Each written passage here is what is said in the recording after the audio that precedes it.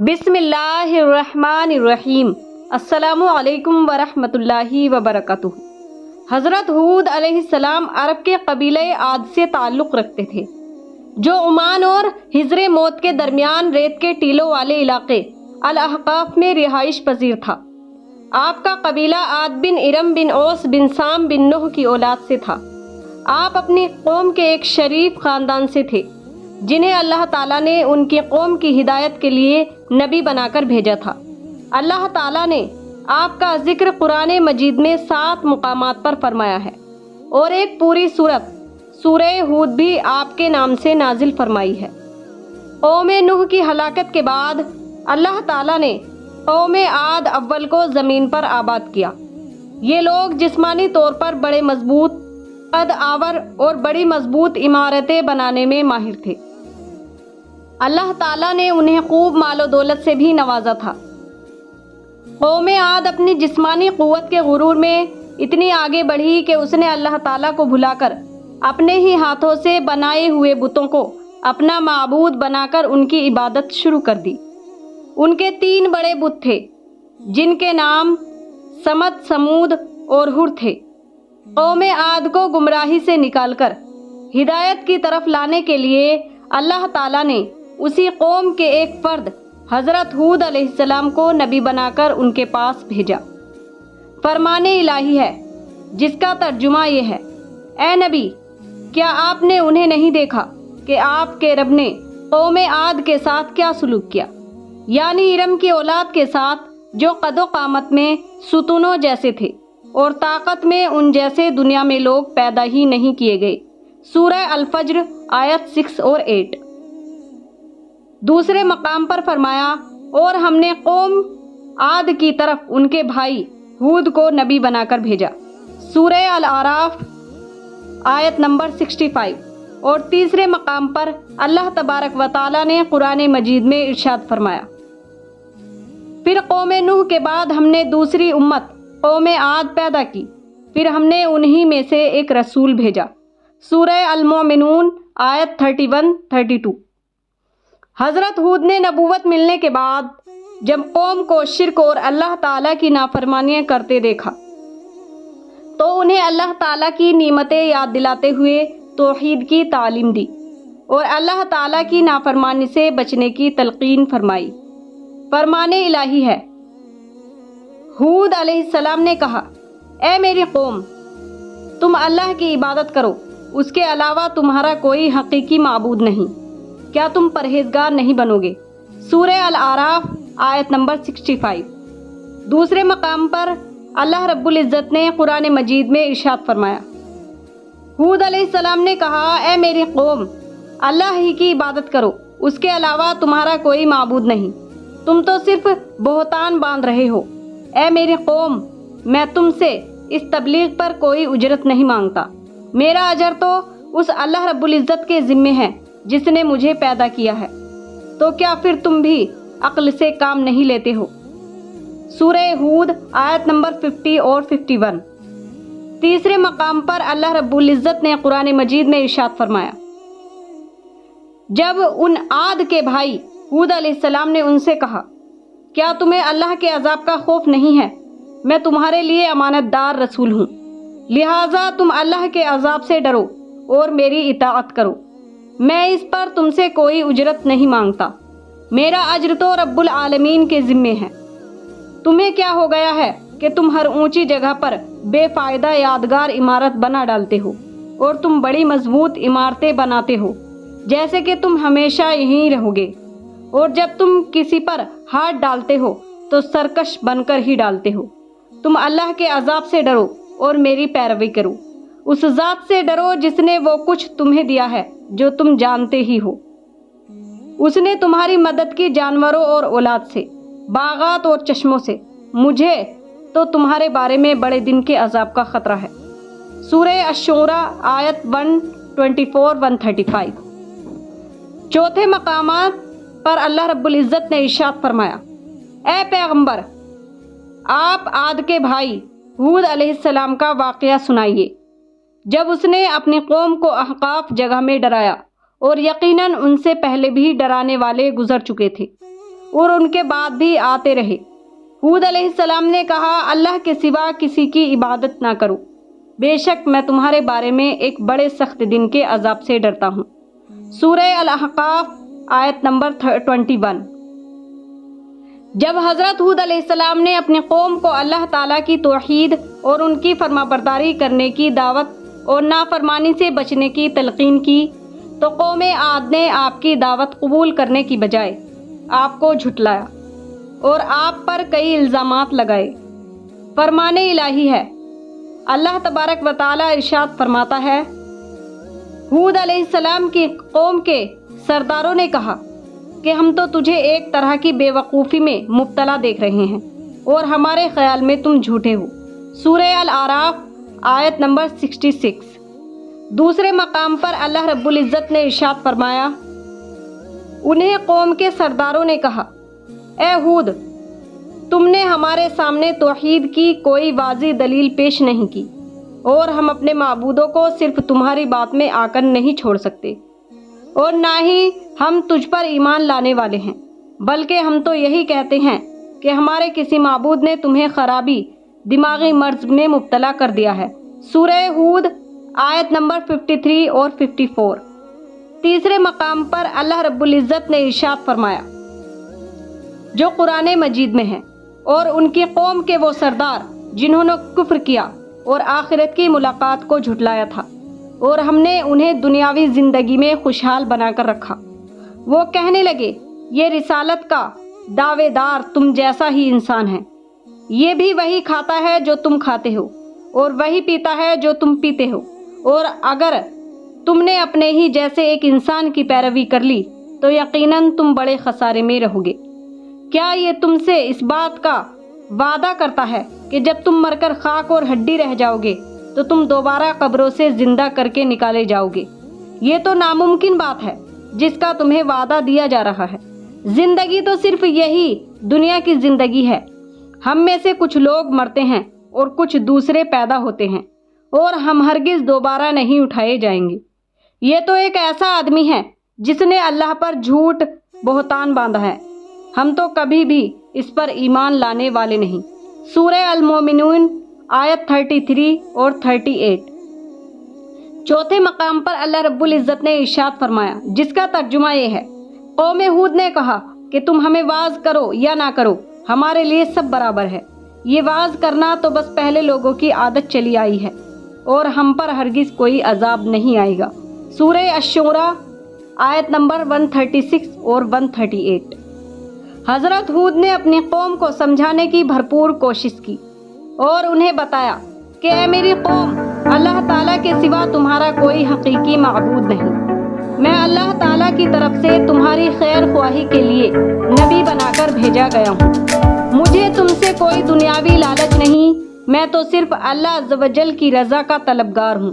اگر اللہ تعالیٰ مجھ سے راضی ہو گیا تو مجھے بہترین صلہ عطا فرمائے گا۔ میں تمہارا خیر خواہ ہونے کی حیثیت سے تمہیں نصیحت کر رہا ہوں کہ اگر تم بتوں کی پوجا چھوڑ کر اللہ تعالیٰ کے فرما بردار بندے بن جاؤ گے تو اس کا فائدہ تمہیں دنیا میں بھی ملے گا اور آخرت میں بھی۔ فرمان الہی ہے جس کا ترجمہ یہ ہے، ہود علیہ السلام نے کہا، اے میری قوم، میں بے وقوف نہیں ہوں، بلکہ میں تو تمام جہانوں کے پروردگار کا بھیجا ہوا پیغمبر ہوں۔ میں تو تمہیں اپنے پروردگار کے پیغامات پہنچاتا ہوں اور میں تمہارا امانت دار خیر خواہ ہوں۔ اور کیا تم اس بات پر تعجب کرتے ہو کہ تمہارے رب کی طرف سے تمہارے پاس تم ہی میں سے ایک آدمی پر وحی نازل ہوئی ہے تاکہ وہ تمہیں ڈرائے؟ اور وہ حالت بھی یاد کرو کہ جب اللہ نے تم کو قوم نوح کے بعد جانشین بنایا اور دوسروں کے مقابلے میں تمہیں زیادہ قوت و جسامت عطا فرمائی، اس لیے اللہ کی نعمتوں کو یاد رکھتے ہوئے اس کا شکر ادا کرو تاکہ تم کامیاب ہو جاؤ۔ سورہ الاعراف آیت نمبر 67 اور 69۔ انسانی تاریخ کا مطالعہ کرنے سے پتہ چلتا ہے کہ جب کسی بھی معاشرے میں ظلم و زیادتی، سرکشی، فتنہ و فساد، قتل و غارت، کفر و شرک اور دیگر برائیاں پھیل جاتی ہیں، لوگ شکر گزاری کی بجائے ناشکری کی راہ اختیار کرتے ہیں تو ایسے معاشرے عذاب الہی کا شکار ہو جاتے ہیں۔ لیکن اگر یہی قومیں اپنے گناہوں سے باز آ جائیں اور اللہ تعالیٰ کے حضور گڑ گڑا کر توبہ و استغفار کریں اور اللہ تعالیٰ کے شکر گزار بندے بن جائیں تو نہ صرف اللہ تعالیٰ ان کو دی ہوئی نعمتوں میں اضافہ فرماتا ہے بلکہ انہیں لمبے عرصے تک مزید نعمتوں سے فائدہ اٹھانے کا موقع دیتا ہے، جیسا کہ حضرت ہود علیہ السلام نے دنیا و آخرت کا فائدہ بتاتے ہوئے انہیں اپنے گناہوں پر شرمندہ ہونے اور توبہ اور استغفار کی تلقین کی تاکہ اللہ رب العزت راضی ہو کر ان پر اپنی مزید نعمتوں کی بارش فرما دے۔ فرمان الہی ہے جس کا ترجمہ یہ ہے: اے میری قوم، تم اپنے پروردگار سے اپنے گناہوں کی معافی مانگو اور اسی سے توبہ کرو، وہ خوب برسنے والے بادل تم پر بھیج دے گا اور تمہاری موجودہ قوت پر تمہیں مزید قوت دے گا اور تم مجرموں کی طرح حق سے منہ نہ پھیرو۔ سورہ ہود آیت نمبر 52۔ حضرت ہود نے اپنی قوم کو بتوں کی عبادت چھوڑ کر اللہ تعالیٰ کی عبادت کی طرف لانے میں بہت کوشش کی، لیکن جب قوم نے دعوت توحید کو تسلیم نہیں کیا تو آپ علیہ السلام نے قوم کے معبودان باطلہ سے کھل کر بیزاری کا اعلان فرمایا۔ فرمان الہی ہے جس کا ترجمہ یہ ہے: ہود علیہ السلام نے کہا، میں اللہ کو گواہ بناتا ہوں اور تم بھی گواہ رہو کہ میں اللہ کے سوا سب سے بیزار ہوں جنہیں تم شریک بنا رہے ہو۔ اللہ کے علاوہ تم سب مل کر میرے خلاف سازش کر لو اور مجھے بالکل بھی مہلت نہ دو۔ بے شک میں نے اللہ پر بھروسہ کیا ہے جو میرا اور تم سب کا پروردگار ہے۔ زمین پر چلنے والا کوئی بھی جاندار ایسا نہیں مگر سب کی پیشانی وہی تھامے ہوئے ہے، یقیناً میرا رب بالکل صحیح راہ پر ہے۔ سورہ ہود آیت نمبر 54 اور 56۔ حضرت ہود نے اپنی قوم کو سمجھایا کہ اے اپنے رب کا یہ احسان نہ بھولو کہ اس نے تمہیں قوم نوح کا جانشین بنایا اور تمہیں بہت سی دنیاوی نعمتوں سے نوازا، لہٰذا تم اللہ تعالیٰ کی نافرمانی سے باز آ جاؤ اور میری دعوت توحید قبول کر لو۔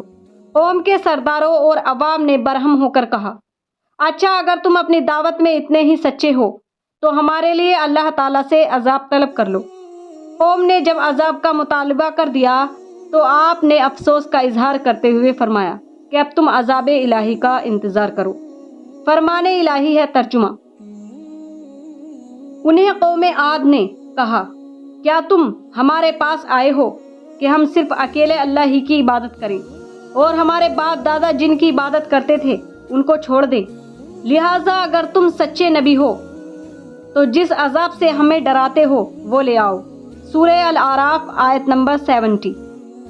دوسرے مقام پر اللہ رب العزت نے ارشاد فرمایا، قوم نے کہا، اے ہود، کیا تم ہمارے پاس اس لیے آئے ہو کہ ہمیں ہمارے معبودوں کی عبادت سے پھیر دو؟ اگر تم واقعی سچے نبی ہو تو وہ عذاب لے آؤ جس سے ہمیں ڈرا رہے ہو۔ سورہ الاحقاف آیت نمبر 22۔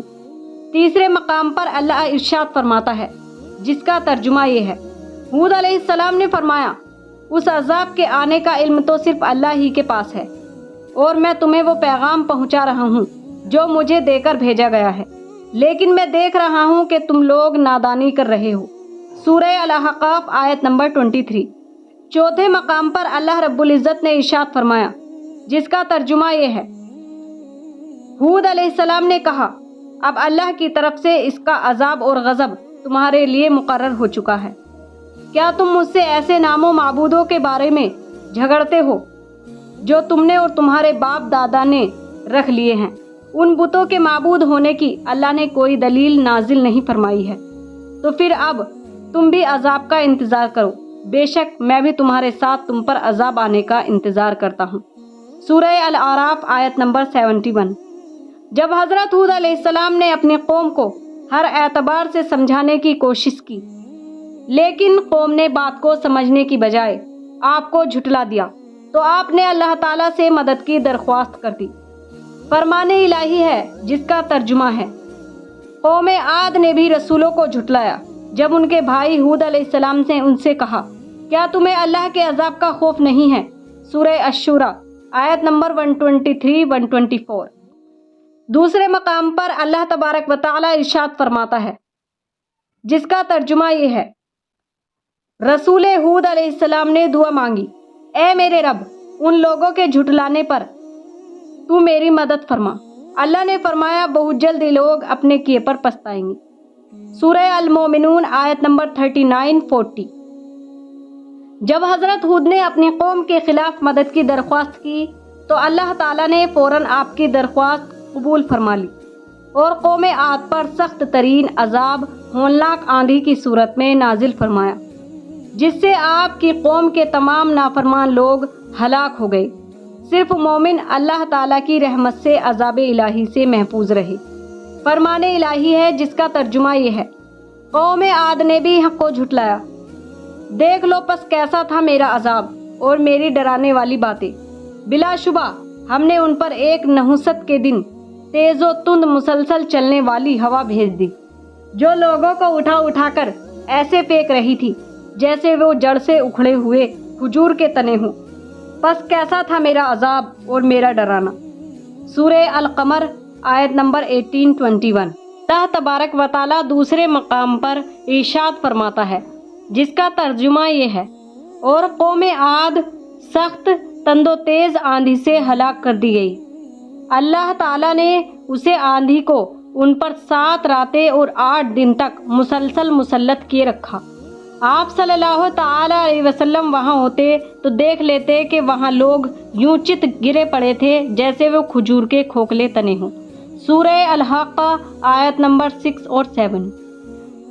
तीसरे मकाम पर अल्लाह रब्बुल इज़्ज़त ने इरशाद फरमाया, आखिरकार हमने उन कौम आद पर एक तेज़ तूफ़ानी आंधी मनहूस साबित होने वाले दिनों में भेज दी, ताकि दुनियावी ज़िंदगी में भी उन्हें ज़िल्लत और रुसवाई के अजाब का मज़ा चखाएं, और यकीन मानो कि आखिरत का अजाब तो उससे बहुत ज़्यादा रुसवाई वाला है।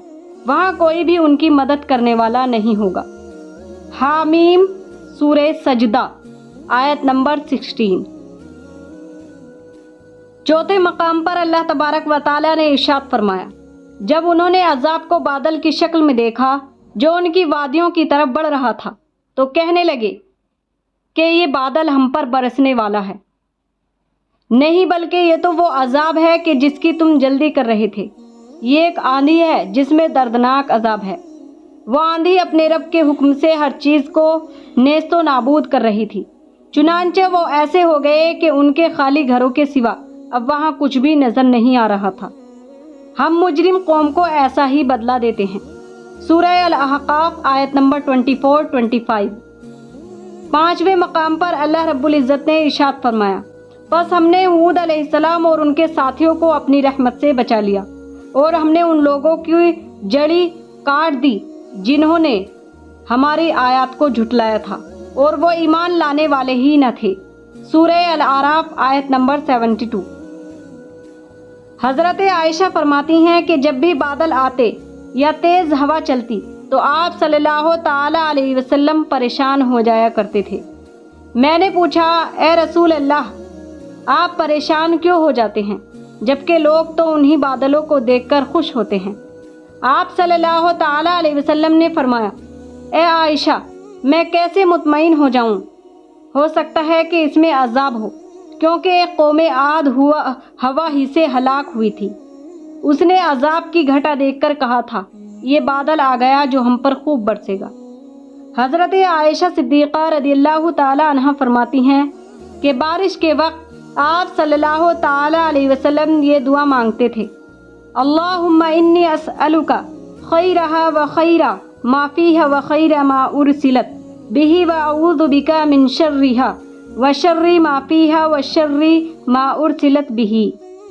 जिसका तर्जुमा ये है, ए अल्लाह, मैं आपसे इस हवा की और इसमें जो भलाई है और जिसे ये साथ लेकर आई है उसकी भलाई तलब करता हूँ, और मैं तुझसे उसकी और जो उसमें है और जिस चीज़ के साथ ये भेजी गई है उसकी बुराई से पनाह मांगता हूँ। जब आसमान पर बादल आते तो आप सल्लल्लाहु ताला अलैहि वसल्लम कभी कमरे में दाखिल होते तो कभी बाहर निकलते। जब बारिश शुरू हो जाती तो आप सल्लल्लाहु ताला अलैहि वसल्लम मुतमईन हो जाते। मैंने आप सल्लल्लाहु ताला अलैहि वसल्लम से उस हालत के मुतालिक पूछा तो आप सल्लल्लाहु ताला अलैहि वसल्लम ने फरमाया, कहीं ये वही आंधी ना हो जो कौम आद पर आई थी। اگر آپ کو یہ واقعہ اچھا لگا ہو تو پلیز ویڈیو کو زیادہ سے زیادہ لائک کریں، شیئر کریں اور ہمارے اس چینل بیوٹی آف اسلام کو سبسکرائب کریں۔ اللہ حافظ، فی امان اللہ۔